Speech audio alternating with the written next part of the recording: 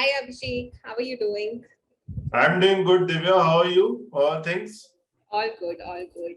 So thank you so much for joining me today for the new episode of Cimpress Talks Season 2.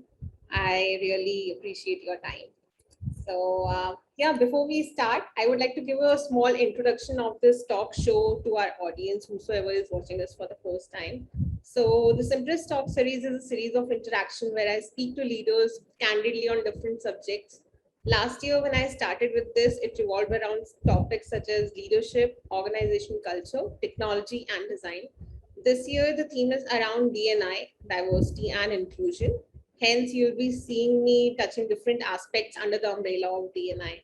So today, as you and I are going to speak about the evolution of D&I over the last 2 decades. Abhishek, can you quickly share a small introduction of yours to help me kickstart the conversation?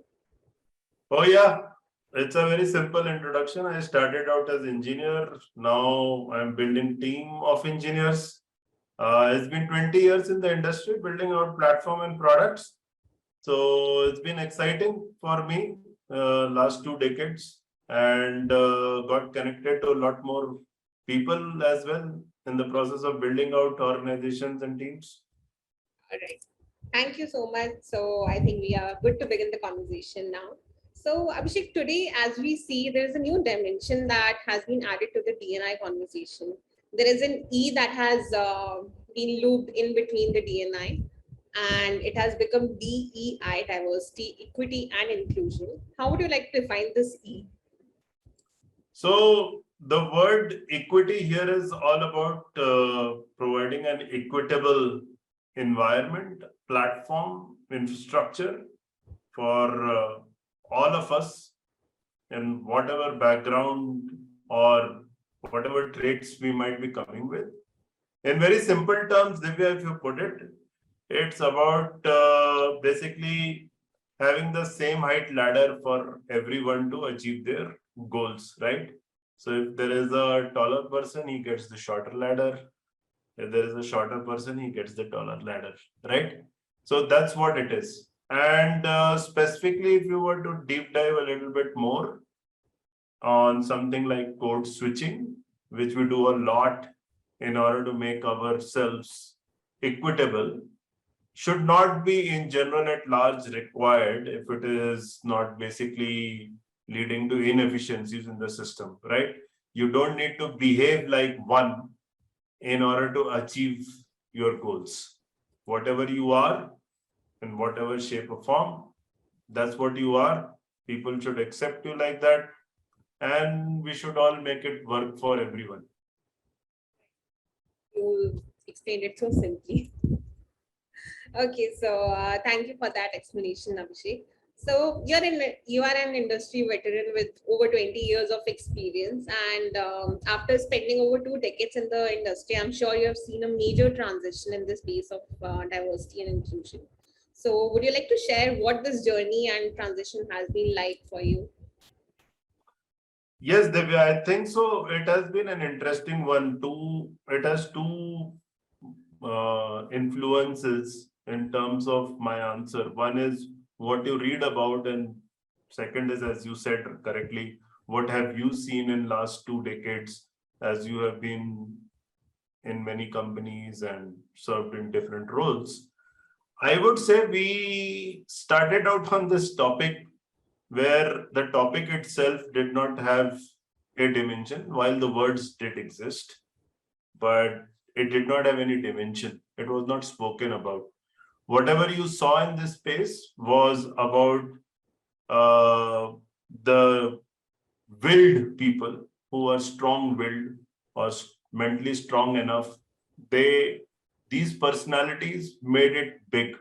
Be it Sudha Murthy being the first engineer in her computer science batch, who happens to be wife of Narayan Murthy, the founder of Infosys, or be it people managers whom I have served one or two here and there in rarity, if you may say. But then the evolution happened that from being strong-willed people, it started to be recognized, started to be spoken about, understood about. This is the time when more research came into existence, and that research pointed to the fact that if you have more diverse groups, then the probability of companies being successful were higher. If you have same type of people, we might be setting ourselves for failure. That's when it started to root itself into the industry across the board. More so, I would say technology industries was front runners because technology in itself is a disruptor and is changing at a fast pace, and it provides a lot of opportunities to people. And the only diversity dimension we would understand at that time was about gender, and how we would increase more female diversity in our working population to make it happen. Now, as we have progressed, what we are seeing is that two things. A, we are not only talking about it, we are taking concrete actions. Then the second thing is we have been able to take courage, change, and embrace this particular transformation to say that dimensions are more than gender. These dimensions are towards how people are specially abled, how people are basically, not at the same par at other people, maybe because of financial reasons or some other reasons, and how do we bring all of these groups together in order to basically make a high performing unit. So now this is getting talked about, it is getting actioned, it is something which we need to embrace in our daily lives, make it not only a conversation in office, but also a conversation within our family on dinner table, lunch table, so that our coming generations start understanding this well, because they are already understanding. If we are not, then we are actually getting left behind. So we have to come to that age and start actioning upon it rather than just talking about this particular topic of diversity and inclusion. It is becoming part of our normal life now. So that's the transition I've seen it in 20 years, from strong-willed people to something which is now part of the system, and more impetus is being given in order to make our groups diverse and understand the research which was done for a particular reason, that why companies are successful if you have diverse groups working towards the business goals. Right. This was interesting. So now, in addition to that, I would like to hear some personal and professional incidences that you might have under this space, especially the conversation that you might have with your family over the dinner table. And also, if you could share how you as a leader are doing your bit to bring about some change in this area. Yeah, these are interesting ones. And actually speaking, there are a couple of those, if I may want to have a conversation on. The first one is something from my past professional life, where we were working on an initiative, and that initiative had a project manager on it. That project manager, like, for working for so many years, you just assume that, yeah, there's another project manager, and we are in COVID time, so everything is remote bigger. At the end of the day, that project manager will join, simple onboarding, we will do meet and greet and come to know each other. Just right a day before that meet and greet, I receive an email from that project manager detailing a couple of ways of working and communication. And at first glance, I read it, went through it pretty fast, and then I again started to read it to understand what was being talked there. It talked about the fact that please switch on your annotations while you are effectively having a Zoom call with me.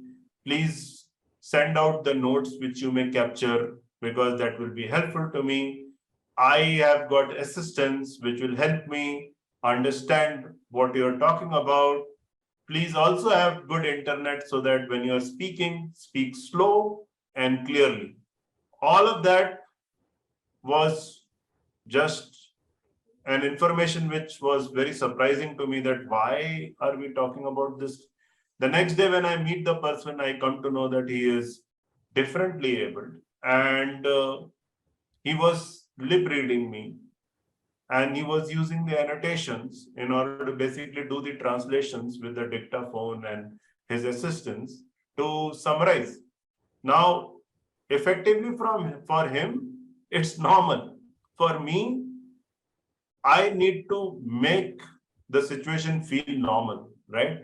And therefore, that onboarding, crossing that hill, that this is also possible, was a big challenge. I must say, and I must tell you, it's a big acceptance which is required, Divya, in order to make change for diversity and inclusion. You just can't make that change unless you accept this thing. And that is the very, very first step every individual has to take, right? Even when you are on family dinner table conversations, my wife is a entrepreneur and she's a small entrepreneur at the micro entrepreneurial level or homepreneur level with no investments, itself invested business. When she is called out to many forums, the transition I have seen, and I think so that's a good transition, is that she has been awarded several times in many female entrepreneurial communities for whatever work she has been doing in her space. But those communities also have started to remove the badge of female entrepreneurship. It's about being an entrepreneur. It's not about being a male entrepreneur or a female entrepreneur. And this is a 5 to 6 year journey which people have taken in that space, if you talk about it. And they are coming to the age of accepting people as it is, right? Again, same common theme, accepting the fact that you need to make this feel normal. You cannot classify, because the moment you're classifying, you're already creating a bias, right?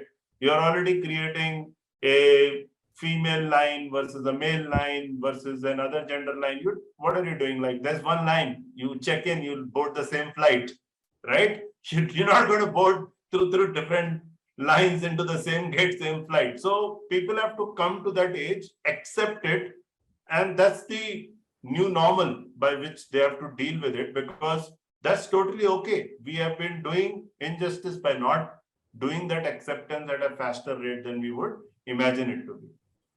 On terms of personally myself, in terms of the leadership interviews, because that's what the large part I am taking today, I am making it very sure not only to ask the fact that, do you understand diversity, inclusivity, equity, but also to the fact that, have you led diverse teams? Have you invested in diversity? Have you succeeded, or have you succeeded to fail at least doing diversity and inclusion? Can you point out, cite out example? Myself, 5 years or 6 years back, may not have asked that question, right? We would have asked about skill sets. But today, when we are socio-engineering a platform, then this is becoming an important aspect for us to address and see that we ask the right questions. Not only take the resume face value. Resume has no value. If you really want to hire people, you will have to first connect with them. You can't just see a resume and then pass through an automated system. Yes, you need to do that in bulk, but for things where it will matter you the most, you need to invest time, accept the fact that you'll have to ask those questions, make the human connection so that you understand the story behind the person before you can respond further that how that person has to be dealt with, right? So that's what I would basically reflect upon to your question which you have asked. I think this is a very different aspect what you have been asking people if they have led the diverse team. So what has been this conversation like? I'm sure it's a very new conversation. Not many leaders ask this question. So very, very, very different responses will come, and you will get the essence behind the responses. When you ask this question, there have been responses where people have said, no, we don't have it. It does not work for us. It does not work for us. No, it does not work for us. Why does not it work for us? Because we are a startup. Now, I don't know how startup basically influences the fact that it should not work for you. Maybe there is something special in a startup. And I don't know how all the other people who are females and launching startups will employ females and it will work for them. Correct? So, have you made investments in diversity as an individual? No, I don't know. So, effectively, when you ask this question, there are many things which unfold. A, do you understand it? Fortunately enough, large population understands it. B, do you have diverse teams? Sadly, no. C, why you don't have is an unfortunate answer in certain cases, right? So I feel that there is no connective tissue between the people and what the organizations might be advocating in order to basically realize that as skills, this is also important part of the fact that this is the thing which you need to take as you would take skills. This is not something which needs a special treatment last 5 minutes of your discussion or a conversation. This is something with which you need to open up the conversation to see that how much socially are you getting engineered into the system in order to basically accept these things.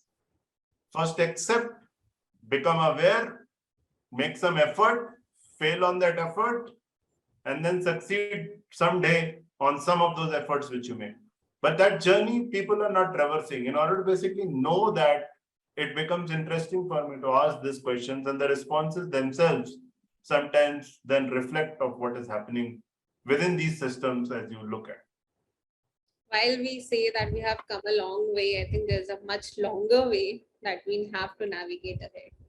And I think it's a very good way what you are doing. At least you're from your end, you're starting a conversation. People might not have thought of it, especially as part of an interview, but since you are speaking about it, they'll be prepared next time that, something like this might also come up. So exactly, you are 100% right, Divya, because people take clues. Yeah. Oh, what was this asked today and why? And then you get to understand those aspects. And you know what? This is not only applicable to male leadership, which you may be talking to, this is also applicable to female leadership. That's the complex part of the equation which we have to solve. So therefore, when I said about in my the previous conversation, right, about the fact that it's about entrepreneurship, it is about the people who have challenged the system, won over it, to come up on the podium, stand for it, and then advocate it and take action. Those examples are also as much as important as opposed to the fact that we all need to accept it, right? So not only acceptance, but the champions also have to come. When acceptance and champions both will come, then you have a bidirectional system which starts to work in the favor of the overall society. That's how it is going to work. It will not work one versus other. Sometimes acceptance is okay, I accept it, but can't do anything about it. Sometimes is that when you see people championing it, then you think, okay, I should also do something about this. And it is my responsibility, my social duty, not a professional mandate. Diversity and inclusion is not a professional mandate. Although we might take professional forums to talk about it, but it's not a professional mandate, be it your home, be it your school, be it your office. Diversity, inclusion, equity is applicable in all of these scenarios. It's a social mandate, not a professional mandate, basically. Okay, all right, Abhishek. So I think it's time for us to close this short and interesting conversation. But before we end this, just one last question that I have. How do you think this transformation is going to impact the organizations in the times to come? Yeah, that is going to be interesting, Divya. So like, the question which you had asked that, okay, this is interesting what you're asking in interviews, and the responses I shared. Those responses are reflective about the disruption which people are worried about or fear. Because that disruption is not only in terms of how your mindset, the social change, the disruption also comes in terms of infrastructure change. It is very similar to what technology did to us a couple of years back. It has been disruptive in our life, and it has been disruptive for positive reasons. But then they have to have a force function to get the change into the system, so that now what is the fact? Now that we are the coming in generations, even us or whatever it is, or even our parents, all are getting comfortable with technology, correct? That was not the case. It was disruptive, it led to transformation, changes happened. Now we have embraced it. The similar, that's what my outlook is. That's the similar thing which is going to happen with diversity inclusion as well.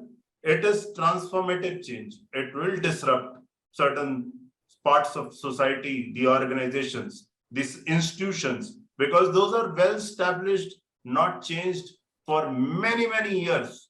And that particular thing will have an impact which will basically lead to change, for more people to rise above the party lines and then be able to stand for the cause, so that we all deliver in whatever shape or form you should deliver, right? It's not about, oh, I should deliver this much versus that person should deliver that much. It's about be part of it. If you see waste, you remove waste, you keep your city clean. It's like that. It's a change. You have to bring about the change. You need to accept it. You need to work towards it. And you need to advocate it while bringing others with the same mindset. Yeah, that's how I see it. I think it's going to be the new headline very soon. DNI is the new disruptor. Yes. The way we used to say it for the technology. Yes. All right. Thank you so much, Abhishek, for taking our time for this conversation. I truly, truly loved speaking to you. And I'm sure our audience would love it too. So thank you so much. Thank you, Divya, for calling me onto this tech talk. And this has been really good conversation, and happy to be here. And as always, excited to be part of Cimpress and its journey. Thank you. And to our audience, I'll be soon back with another episode. And until then, stay tuned and stay well. Thank you.